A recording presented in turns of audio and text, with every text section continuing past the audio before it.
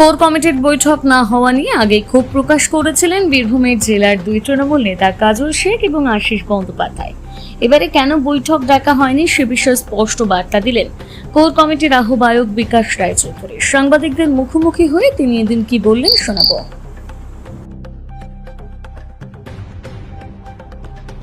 Core কমিটির বৈঠক হওয়ার কথা ছিল, কিন্তু সেরকমভাবে কোনোভাবেই হয়নি এবং অনুব্রত মণ্ডল এবং আপনি যে জায়গায় উপস্থিত থাকার কথা ছিল সেটাও হয়নি। দেখুন, এর আগে যে কোর কমিটির বৈঠক হয়েছিল বোলপুর দলীয় কার্যালয়ে, সেই বৈঠকে সিদ্ধান্ত নেওয়া হয়েছিল গতকাল কোর কমিটির বৈঠক ডাকার জন্য। আমরা কোর কমিটির আহ্বায়ক বিকাশ রায়চৌধুরীও বলেছিলাম।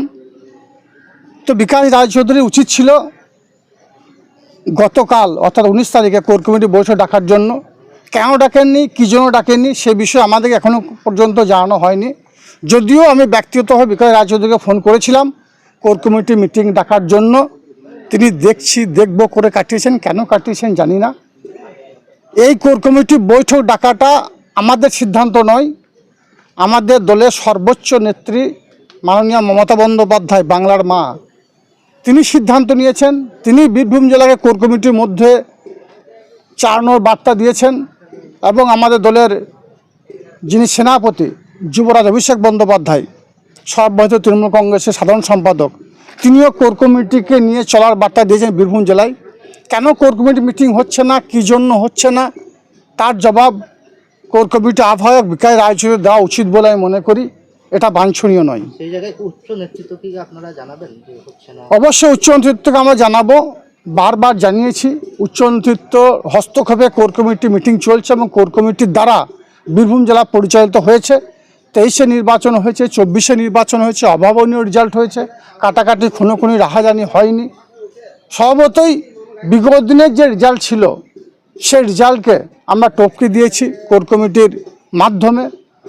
সকলে আলাপ আলোচনার ভিত্তিতে বীরভূম জেলা তৃণমূল কংগ্রেস দলটা পরিচালিত হয়েছে।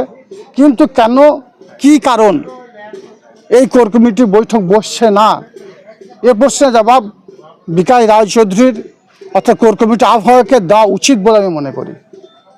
আপনার দিক থেকে কি মুখ্যমন্ত্রী মমতা বন্দ্যোপাধ্যায়? দেখুন, আমরা রাজ্য নেতৃত্বকে অবশ্যই জানিয়েছি যে কোর কমিটি মিটিং ডাকার 19 তারিখে ডাকার কথা ছিল। 18 তারিখে আমরা জানিয়েছি রাজ্য নেতৃত্বকে। রাজ্য নেতৃত্ব বীরভূম জেলার দিকে সজাগ দৃষ্টিতে তাকিয়ে আছেন, লক্ষ্য রাখছেন। তারা নিশ্চয়ই কোনো সিদ্ধান্ত নেবেন এবং রাজ্য নেতৃত্ব যে সিদ্ধান্ত নেবে সেই সিদ্ধান্তেই আমরা চলব।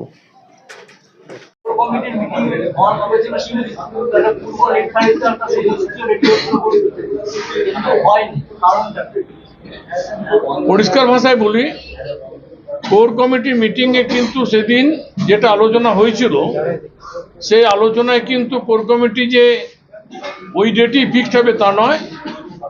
কোর কমিটির চেয়ারপারসন হচ্ছেন অনুব্রত মণ্ডল, জেলা সভাপতি তিনি। তখন সেটা আলোচনা হয়েছিল যে ওনার সঙ্গে পরামর্শ করেই উনি সেদিন অ্যাভেলেবেল থাকবেন কিনা তার উপরই কিন্তু মিটিংটা ডাকা হয়। আশিস বন্দ্যোপাধ্যায়, কাজল শেখ ওরা বলছে যে আপনি আহ্বায়ক, আপনি মিটিংটা করেন, মুখ্যমন্ত্রীকে এবং অভিষেক বন্দ্যোপাধ্যায় অভিযোগ করবে। দেখুন, কে কোথায় অভিযোগ করবে সেটা তার ব্যাপার। এটুকু বলতে পারি, চেয়ারম্যান হচ্ছে কোর কমিটির অনুব্রত মণ্ডল, আমি হচ্ছে কনভেনার। আমার থেকে চেয়ারম্যান নিশ্চয়ই অনেক ক্ষমতাশালী ব্যক্তি, ক্ষমতা তার বেশি। সুতরাং তিনি যে নির্দেশ যখন আমাকে বলবেন আমি তখনই, সে নিজে ডাকুক বা আমাকে দিয়ে ডাকাক, আমি তখনই ডাকুক। বারে বারে দেখা যাচ্ছে জেলা কমিটির মিটিংয়ে অনুব্রত মণ্ডল যখন ডাকছেন তখন কাজল শেখ আপনি যখন ডাকছেন তখন শেষবার কোর কমিটিতে কাজল শেখ অনুব্রত ছিলেন, অনুব্রত মণ্ডল অনুপস্থিত। এই যে দুজনের যে, দেখুন, আমরা খুব ব্যস্ততার মধ্যে থাকছি, আমি খোলাখুলি বলছি। সাংবাদিকরা অনেক সময় বলে, অনেক চ্যানেল আছে, তাদের পরিষ্কার একটাই কথা, আমাদের এই কবে কোর কমিটি হবে আর কবে আমাদের কি মিটিং হবে, আমাদের থেকে মাথা ব্যথাটা তাদের বেশি। এটা আমাদের ইন্টারনাল ব্যাপার, একটা দলীয় ব্যাপার। আমি আমার ঘরের কথা আমি সবাইকে বলবো কেন?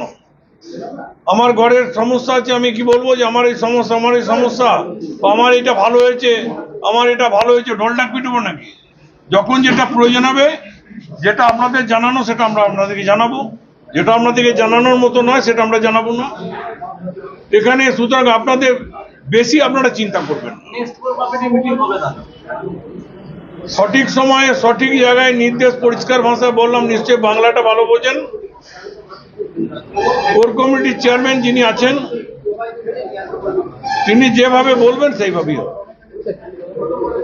27 তারিখে আমার কাছে যতটুকু খবর আছে, 27 তারিখে জেলা কমিটির মিটিং হচ্ছে জেলা অফিসে সিউড়ি বোলপুরে, এবং সেখানে বিস্তারিত আলোচনা নিশ্চয়ই হবে। ভোটার লিস্টে কোন জায়গায় কতটা অগ্রগতি সেটা নিয়ে আলোচনা হবে, এবং সেখানে আমাদের জনপ্রতিনিধি থাকবে, এমএলএ এমপি থেকে আরম্ভ করে আমাদের যারা 167টা গ্রাম পঞ্চায়েতে যারা নেতৃত্ব রয়েছেন, সভাপতি, ব্লক সভাপতিরা যারা আছেন, শহর সভাপতি যারা আছেন, অঞ্চল প্রেসিডেন্ট তো বললাম আমি, এবং আরো এই কাজের মধ্যে যারা ইনভলভ রয়েছে মেন দায়িত্বে, তাদেরকেও ডাকা হয়েছে। এখনো পর্যন্ত এন্টার ডিস্ট্রিক্টে এরকম ভোটারের সংখ্যা কতটা পাওয়া গেছে কি? শুনুন, আমরা যেটাকে এখন পর্যন্ত সার্ভে করছি প্রায় 64,000 আমাদের ভোটার ইনক্লুডিং, আমরা সেটা দেখছি যে যেগুলো এখন ইনক্লুড হয়েছে সেগুলো কতটা সঠিক, কতটা বেঠিক, কতটা ভ্যালিড, কতটা ইনভ্যালিড। রিয়াল ভোটার লিস্টের নিশ্চয়ই সেটা আমরা সার্ভে করছি আমাদের ডে টু ডে, সে যেভাবেই হোক, অনলাইন হোক আর অফলাইন হোক, এটা যখনই হবে আমরা কিন্তু এটা সজাগ দৃষ্টি 26 সাল পর্যন্ত রাখবো। এটাই হচ্ছে আমাদের প্রথম এজেন্ডা এবং প্রথম কর্মসূচি, এটার উপর আমরা গুরুত্ব দিয়েছি। আজকে এটা আমাদের রুটিপ্রাপ্তিক ব্যাপার। আপনারা প্রত্যেকেই জানেন যে আমাদের রাজ্যের বাইরে, দিল্লি বলুন, মহারাষ্ট্র বলুন বা অন্যান্য জায়গায় আমরা দেখেছি 2-3 মাসে কি 1 মাসের মধ্যে 29 লক্ষ ভোটার লিস্টে নাম বেড়ে গেল। এবং আমরা 26 সালে যেহেতু নির্বাচন আছে, এই নির্বাচনের পরিপ্রেক্ষিতে মাননীয় মুখ্যমন্ত্রী মমতা ব্যানার্জি, অভিষেক বন্দ্যোপাধ্যায়, তারা আজকে বিজেপির কতগুলো পরিকল্পনা ধরে ফেলেছে। ফলস ভোটিং, এই রাজ্যের মানুষকে অন্য রাজ্যে ঢুকিয়ে দিচ্ছে, অন্য রাজ্যের মানুষকে এই রাজ্যে ঢুকিয়ে দিচ্ছে, এরকম করে প্রায় প্রতিটি জায়গাতেই ভোটের সময় সেই লোকগুলো আসছে, মানুষের সঙ্গে মিশে যাচ্ছে, ভোট হয়ে যাচ্ছে, এবং ফলস ভোট দিয়ে তারা বৈতরণী পার হচ্ছে। এই পশ্চিমবাংলায় কিন্তু এই পরিকল্পনা করেছিল। ইউপির মানুষের এখানে ভোটার লিস্টের নাম উঠেছিল,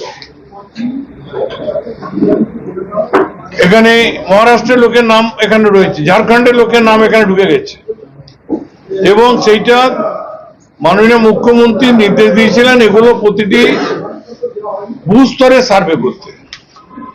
সেই সার্ভে করে দেখা যাচ্ছে হ্যাঁ, আমাদেরও রাজ্যে প্রচুর এইরকম ধরনের বহিরাগত রাজ্যে যারা ভোটার, তাদের নাম এখানে ঢুকে যাচ্ছে। প্লাস আমার এখানে বিকাশ রায় যদি নামটা আছে, আমি দেখছি আমার নামের উপরে আরেকজনের নাম ঢুকে গিয়ে সেখানে আবার সে তাকে একটা আইডেন্টি, ভোটার আইডেন্টি কার্ড দেওয়া হয়েছে।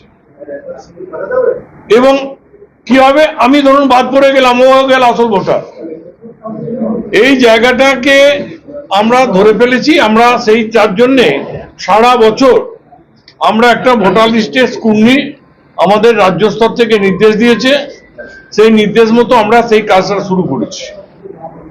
এবং সেই কাজের গতিটা কত, কিভাবে কাজটা হচ্ছে, জেলা ভিত্তিক বলুন বা ব্লক ভিত্তিক বা বিধানসভা ভিত্তিক, আমাদের সভাপতি মাননীয় অনুব্রত মণ্ডল আজকে সেখানে তিনি এসে সরেজমিনে এই যারা আমাদের দায়িত্বশীল নেতৃত্বরা আছে, যারা এই কাজের দায়িত্ব নিয়েছে, বা বিধায়ক বা ব্লক সভাপতি, টাউন সভাপতি, কাউন্সিলর বা আমাদের যারা নেতৃত্বরা রয়েছে, তাদের সঙ্গে একটা